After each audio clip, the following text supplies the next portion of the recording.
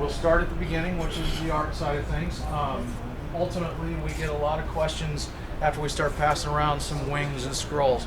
You say, well, you know, where do I find all that art? Where do I get that? Ryonet has a bunch of clip art packages that are available that gives you a real good baseline of shapes. I call them shapes. They're wings, they're scrolls, they're ironwork, they're just these shapes.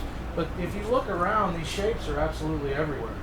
Pick up your men's magazine or your women's magazine or your sports or your Sports Illustrated, or advertising's been using this stuff as much or more than Affliction has ever done it. I mean, they're doing a great job with it, but it comes from the whole world is distressed right now. If you look at all the type out there, Abercrombie and Fitch it kind of invented this baseline of distressing 20 years ago.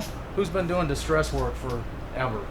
They kind of put it out on the more worn the better 20 years ago, but it's as hot as ever today. It doesn't ever really go away. Distressing is super popular, and with the customers asking for special printing, special effects, we can lump distressing into special effects now. No extra charge for that. You know what I'm saying? So ultimately, we're able to get more for some of the stuff we've done for years. Customers ask, well, what do you got that's new? Well, we could distress your logo. Sounds really dumb, but that's something that to the small end customer is like a huge upsell. That's something special for your customers that sometimes they don't even realize is available. So we start at the art side, the clip art that's available, but also you can collect all kinds of shapes just by, we got files full of stuff we rip out of magazines, files full of stuff that we take photos of. With your phones these days, you've got a camera on almost every phone. You can collect all kinds of, we take pictures of floors and walls and all kinds of textures that are great for fills of different, whether it's a distress pattern or any type of pattern that you can fill into a school name or a logo, or even like your distress pattern on your some of those come from just taking photos of block walls. Those kind of distress patterns are way better than some of the stuff you can buy in a canned formula, because if you look closely at a lot of distress patterns, you see it stepped and repeated, and if your image is big enough, you start to see the same pattern in it. And when you have an eye like us screen printers do, you start seeing that, it starts bothering you.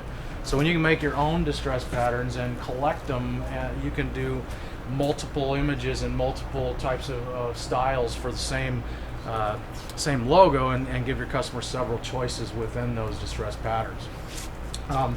So on the art side, manipulation, there's two different kinds of art, as I'm sure many of you do know. There's raster art and there's vector art.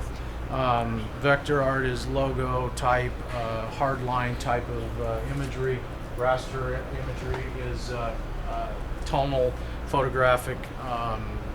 It doesn't break down into simple colors that you can see hard edges on. You have to manage your vector files with Corel or Illustrator. I mean, there's other ways to do it, but those two are your main programs. And then you have to manage your raster images with either Photoshop or Photo Painter. Ultimately, we have a lot of customers that are doing vector work with Corel and raster work with Photoshop, even though they own the two packages, and it just kind of sometimes works out that way.